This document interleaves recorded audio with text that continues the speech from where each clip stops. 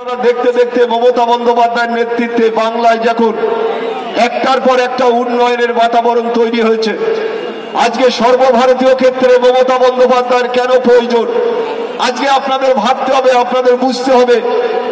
আপনারা মিটিং এ আসলে চলে গেলে হবে না, সমস্ত ব্যাপারটা নেতৃত্বের কথা শুনতে হবে আপনাদের।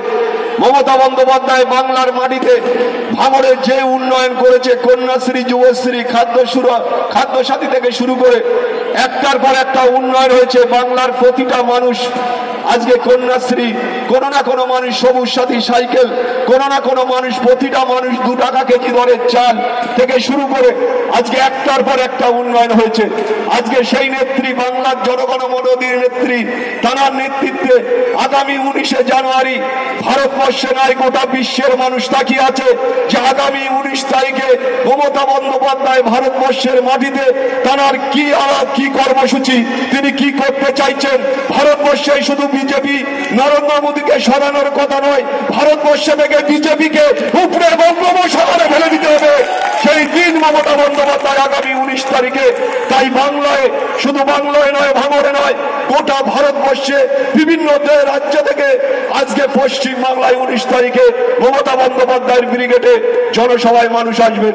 তাই আমরা শুধু আপনাদের কাছে করজোড়ে আবেদন রাখবো, এখানে অনেক বক্তা আছে, বক্তব্য রাখবে, কিন্তু একটা আপনাদের মনে রাখতে হবে যে ভাঙড়ের তৃণমূল কংগ্রেস ঐক্যবদ্ধভাবে লড়াই করে, ভাঙড়ের তৃণমূল যুব কংগ্রেস, ভাঙড়ের তৃণমূল মহিলা কংগ্রেস, ভাঙড়ের তৃণমূল ছাত্র যুব আজকে রাজপথে।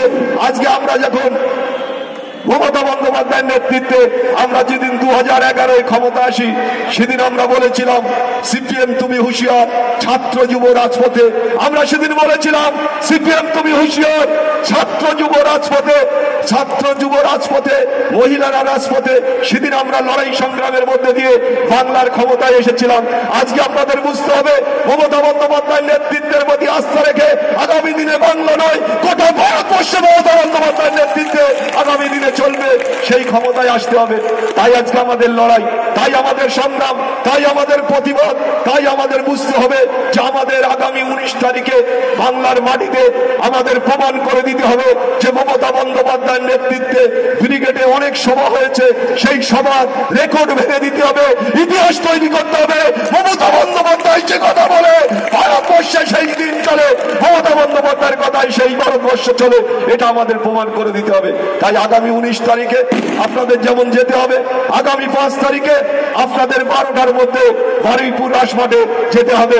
তাই আমাদের নেতা, আমাদের এখানে দক্ষিণ 24 পরগনা জেলা যুব সভাপতি বিধায়ক তিনি বলবেন তার নেতৃত্বের প্রতি আস্থা রেখে দক্ষিণ 24 পরগনায় সাগর থেকে ভাঙড়, সাগর থেকে পাহাড়, আজকে একটার পর একটা লড়াই সংগ্রামের মধ্যে দিয়ে তৃণমূল যুব কংগ্রেস দক্ষিণ 24 পরগনায় যেভাবে দাঁড়া বেঁধেছে, আজকে একটার পর একটা লড়াই সংগ্রামের মধ্যে দিয়ে আমরা বুঝতে পারছি শওকত মোল্লার নেতৃত্বে আগামী দিনে দক্ষিণ 24 পরগনায় প্রতিটা ব্লকে যেভাবে সংগ্রাম, যেভাবে আজকে সংগঠিত ফোর্স তৈরি হয়েছে, আগামী দিনে তার প্রমাণ হবে 2019 লোকসভা নির্বাচনে।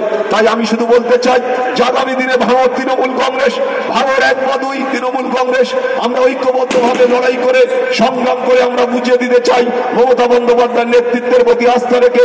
তাই আমি শুধু আপনাদের বলবো আগামী 5 তারিখ, আগামী 19 তারিখ এই দুটো সমাবেশে আপনাদের সবার আহ্বান, যাওয়ার আহ্বান রেখে আমি আমার ছোট বক্তব্য শেষ করলাম। জয় হিন্দ, বন্দে মাতরম, তৃণমূল কংগ্রেস জিন্দাবাদ, মমতা বন্দ্যোপাধ্যায় জিন্দাবাদ।